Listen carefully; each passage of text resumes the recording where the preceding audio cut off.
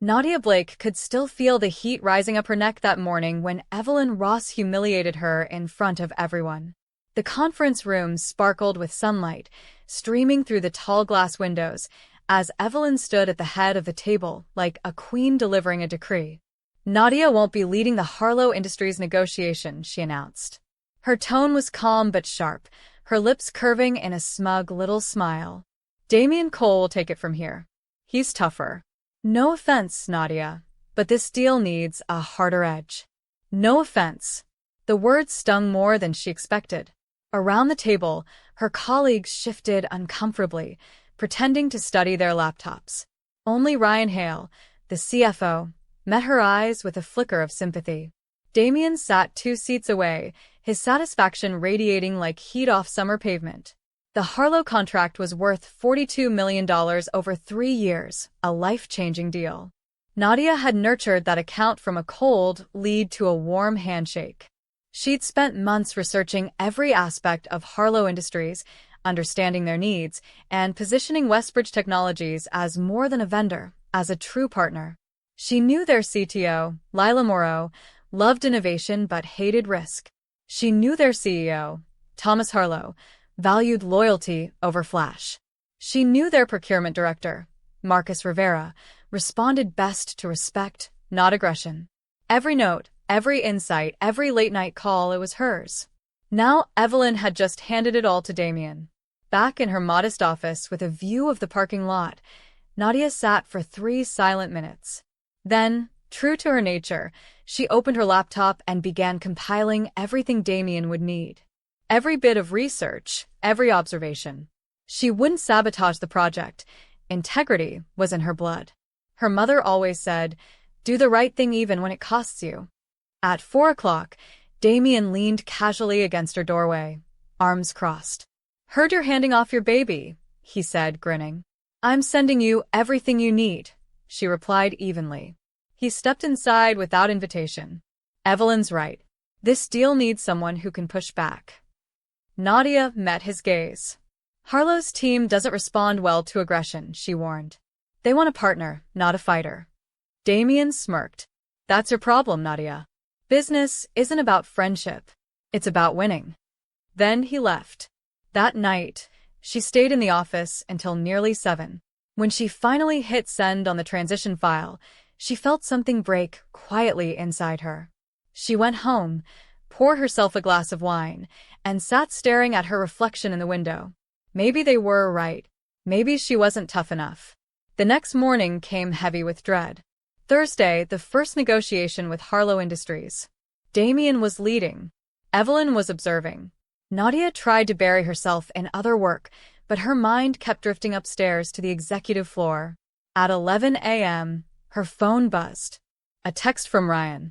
"How are you holding up?" "Fine," she typed back. It was a lie. By 2 o'clock, Damien and Evelyn walked past her office, their body language upbeat. Evelyn was even smiling. Nadia's chest tightened. Maybe his aggression was working after all. That thought hurt more than she wanted to admit. Friday blurred by, and the weekend came as a relief. She went hiking with her old friend, Tessa Grant, who listened patiently as Nadia vented. "You're not too soft," Tessa said firmly. "You're strategic. That's different. Don't let corporate sharks make you doubt that." Nadia smiled, but deep down, she still wondered if the world rewarded kindness or crushed it. Monday morning, the office hummed as usual, coffee brewing, printers whirring. Nadia arrived early as always, savoring the quiet before the storm. But peace shattered around 9 a.m. when Evelyn's voice thundered down the hallway. "Where is she? Where's Nadia?" The sound made everyone freeze. Seconds later, Evelyn burst into Nadia's office, face flushed, eyes wild. Behind her, Damien trailed, pale and nervous. "What did you do?" Evelyn demanded. "We just lost the Harlow contract. They went with Datacor Solutions instead." Nadia's stomach dropped. "That's impossible. I haven't spoken to anyone there since you reassigned me." Evelyn slammed a printout on her desk. "They said Westbridge isn't a cultural fit anymore. What does that even mean?" Nadia turned to Damien. "What happened in the meeting?" she asked quietly. That's irrelevant, Evelyn snapped. What's relevant is we lost $42 million. Nadia's voice hardened. I warned Damien that Harlow's team doesn't respond to aggression. Evelyn's eyes narrowed. She turned on Damien. What did you do? He shifted uncomfortably. I just took a firm stance on pricing. I wasn't going to let them push us around. Nadia stepped closer.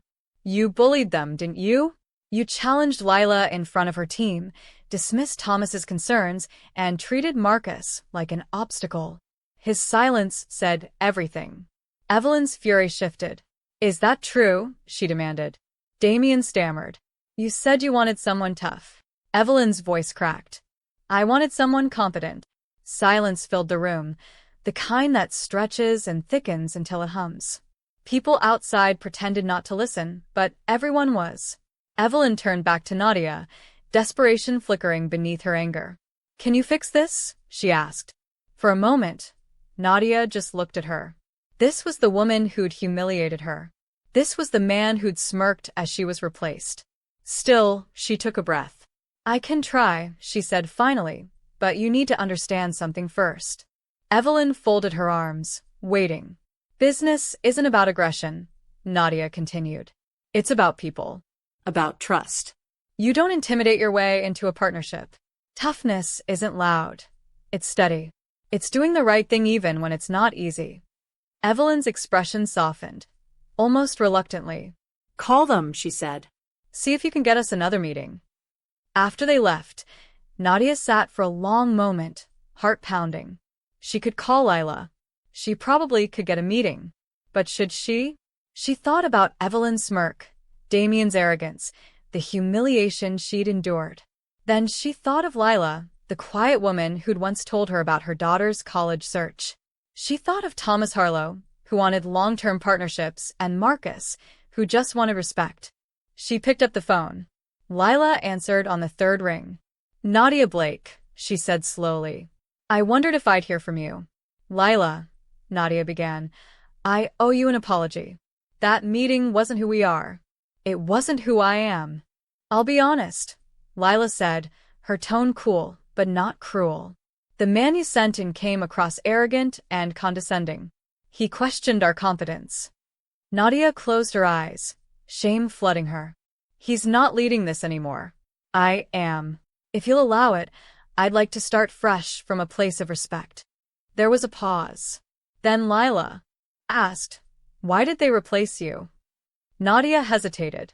She could lie, but what was the point? My VP thought I wasn't tough enough, she admitted. Lila let out a short laugh. How did that work out for her? Not well, Nadia replied softly. But I promise you this, if you give us another chance, I'll handle things differently. There was a long silence on the line. Nadia could hear the faint clacking of a keyboard in the background, probably Lila checking her schedule. I'll talk to Thomas and Marcus, she said finally. No promises, but I'll bring it up. Nadia let out a shaky breath. Thank you, Lila. Really? When the call ended, she leaned back in her chair, staring at the ceiling. It wasn't a win yet, but it was a chance, and that was something. 20 minutes later, Evelyn appeared at her door again, less furious, but still tense. Well, she demanded. I spoke with Lila. She'll discuss it internally. I'll follow up tomorrow. Evelyn nodded slowly. And if they agree to meet? Then I lead it, Nadia said firmly. My way. No interference. Evelyn hesitated, clearly battling her pride. The deal was too big to lose. Finally, she muttered, fine. But if you pull this off, we'll have a serious talk about your future here. That night, Nadia couldn't sleep. She kept replaying her call with Lila, every pause, every word, wondering what it meant. Around midnight, she gave up and went to her kitchen to make tea she didn't really want, just something to keep her hands busy. Her phone rang. It was Tessa. I knew you'd still be awake, she said. How bad is it? Nadia told her everything, the shouting, the confrontation, the apology call. Tessa listened quietly. You know what I think, she said finally. You're going to save that deal. And then you're going to walk away from Westbridge. Nadia frowned. Walk away. They humiliated you publicly. They replaced you, then begged for help when it all went wrong. Even if you fix this, ask yourself, do you really want to stay somewhere that only values you when they're desperate? Tuesday afternoon, Nadia called Lila right on time, 3 o'clock sharp. We'll meet with you, Lila said without preamble. Thursday at 10. But this is it, Nadia. One meeting.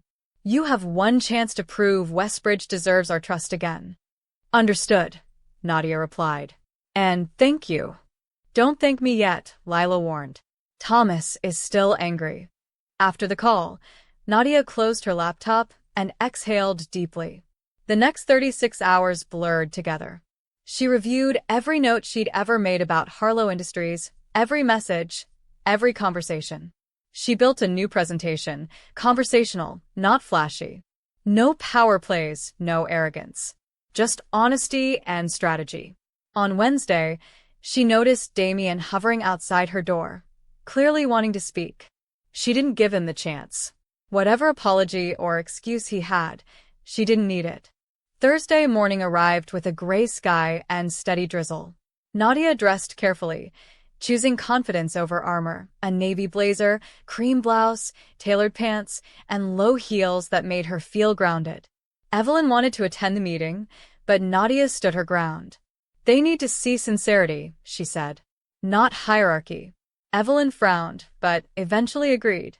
At 9:45, Nadia arrived at Harlow Industries headquarters, a sleek glass building surrounded by green courtyards and bright steel sculptures.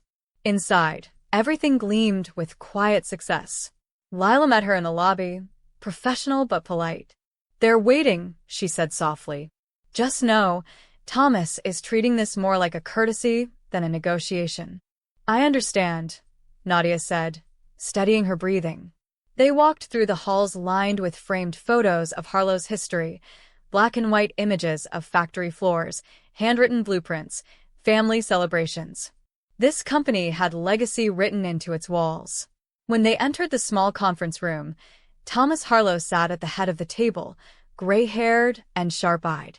Marcus Rivera sat to his left, arms folded. Lila gestured toward a seat across from them. Miss Blake, Thomas said coolly. Lila tells me you'd like to start over. Nadia met his eyes. Yes, sir.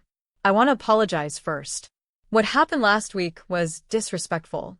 It didn't reflect the relationship I've been building with your team. Thomas's expression didn't soften, but his attention sharpened.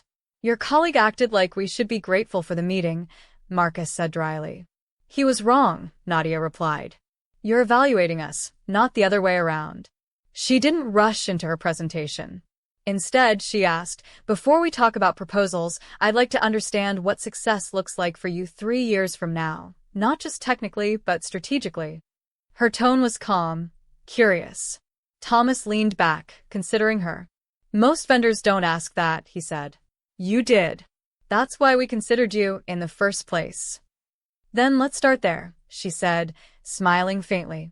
One by one, they began to talk, Thomas about legacy and growth, Lila about innovation with stability, Marcus about transparency and long-term reliability. Nadia took notes, asked thoughtful questions, and listened. She didn't try to sell anything. She built a bridge back to trust. An hour passed before she finally opened her laptop. When she walked through her proposal, it wasn't a sales pitch. It was a collaboration. Our pricing is higher than Datacore's, Marcus noted. It is, Nadia said honestly, because we're offering broader support and a longer-term roadmap. But I'm open to adjusting components based on what matters most to you. The room grew quiet. Thomas exchanged a glance with Lila, then with Marcus. Give us a few minutes, Thomas said. Nadia nodded and stepped outside. Her heart pounded as she stared out the glass window at the rain-slicked courtyard. She had no idea what they would decide. When Lila opened the door 5 minutes later, her expression was unreadable. Come back in, she said. Nadia sat down again, pulse thundering in her ears. Thomas leaned forward. We're willing to move forward with Westbridge, he said finally. On one condition, you lead the project personally. Relief surged through her so quickly she almost forgot to breathe. You have my commitment, she said, steady but glowing. Thomas nodded once. Then let's talk next steps. For the first time that morning, he smiled. When Nadia walked out of the building an hour later, she felt light, almost dizzy. Against every odd, she had rebuilt the bridge that arrogance had burned. She called Evelyn from her car before leaving the parking lot. "We have the deal," she said simply. Silence, then Evelyn's sharp intake of breath. "You're serious?" "Completely. Contract will be signed by Friday. Implementation begins November." "Nadia, that's incredible," Evelyn gushed. "Outstanding work." Nadia cut in gently but firmly. "When I return, we'll discuss my compensation and my title." Evelyn paused. "We can talk about that." "No," Nadia said, her voice steady. "We'll decide on it. I just saved a $42 million contractor choices, nearly destroyed. I've proven my value." There was another long silence. Then Evelyn said quietly, "You're right. Let's meet Monday morning." When the call ended, Nadia sat in her car, gripping the steering wheel, letting the emotions wash over her: pride, exhaustion, and a slow-burning anger that had nothing to do with rage and everything to do with resolve. She wasn't the same woman who'd been humiliated 2 weeks ago. She'd learned something important. Her quiet strength was power, not weakness. She had led with grace, and it had worked. She smiled faintly and started her car. For the first time in days, she didn't dread going back to the office. She was going back on her own terms. Monday morning, Nadia walked into Evelyn's office at 9 sharp. Evelyn gestured to a chair, her expression composed. "I've been thinking about our conversation," she said. "So have I," Nadia replied, sitting. "I want the senior director position, a 15% salary increase, and full autonomy over my client negotiations." Evelyn blinked. "That's aggressive." Nadia smiled slightly. "No, that's earned." She set a folder on the desk, 6 years' worth of performance data, closed deals, client retention rates. The numbers speak for themselves. Evelyn studied her for a long moment before sighing. "You came prepared." "I learned from the best," Nadia said evenly, "including your mistakes." Evelyn opened her own folder and slid a document across the table. "I spoke with the executive team over the weekend. We're prepared to offer you Senior Director of Client Partnerships. 12% raise. Immediate effect. You'll have final say on your accounts." Nadia scanned the paper. It wasn't everything she asked for, but it was close. "I want it in writing," she said, "with explicit mention of my autonomy in client relations." Evelyn nodded. "Done." The meeting ended on firm, professional terms. When Nadia left the office, she held the signed offer letter in her hand, feeling something she hadn't felt in a long time: respect. Outside her office, Damien was waiting. He looked exhausted, dark circles under his eyes. "Nadia," he started awkwardly, "I just wanted to say, I'm sorry. I messed up. I let my ego get in the way." Nadia didn't soften. "I appreciate that," she said calmly, "but I'm not interested in apologies. I'm interested in learning." "Learning," he repeated. "Yes," she said. "You'll attend my next 3 client meetings. You'll observe.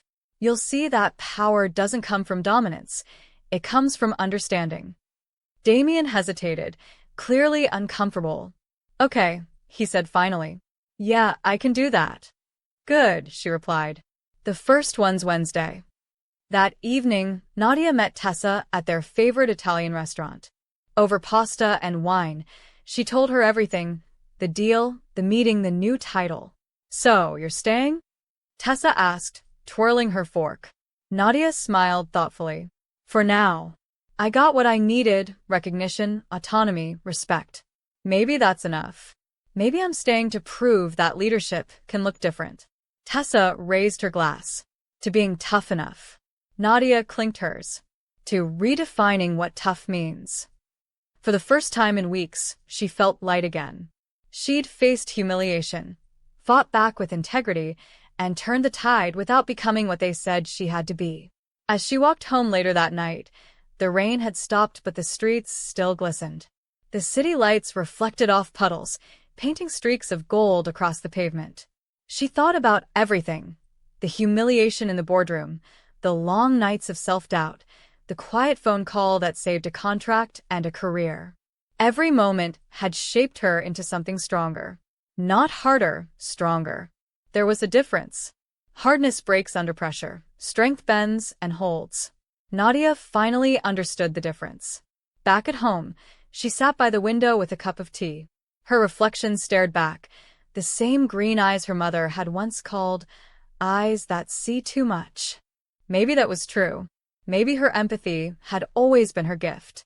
She thought about Lila's laughter on the phone, Thomas's cautious trust, Marcus's eventual respect. They hadn't chosen Westbridge because of Evelyn's authority. They'd chosen because of her honesty, her calm, her integrity. She smiled softly to herself. The next morning, she arrived at work early again out of habit. Damien appeared in her doorway, coffee in hand. "Ready for that client meeting?" he asked, trying for lightness. "Always," Nadia said. As they walked down the hall together, several coworkers glanced up, their expressions curious, maybe even admiring. Word about the Harlow deal had spread fast. In an industry obsessed with winning, Nadia had proven there was another way, one that didn't trample others. During the meeting, Damien watched her carefully. He saw how she asked questions instead of demanding answers, how she built consensus with empathy, how clients leaned in instead of shutting down. Afterward, he muttered, "You make it look easy." Nadia smiled faintly. "It's not easy. It's intentional." For once, Damien didn't argue. He just nodded, understanding settling slowly into his eyes. Maybe he would learn something after all. By Friday, the signed contract from Harlow Industries arrived. Nadia held the physical document for a moment, feeling the weight of it. Not just the paper, but the meaning. This was more than a business victory. It was a personal one. She forwarded it to Evelyn with a short message. Partnership renewed. Implementation scheduled. Thank you for trusting me.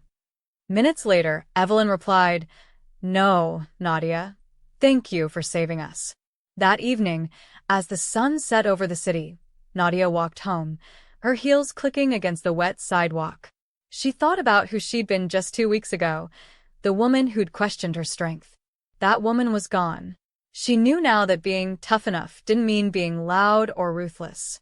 It meant being unwavering, principled, and real. She smiled to herself as the wind brushed her face. "I was always tough enough," she whispered. "I just needed to believe it." If you value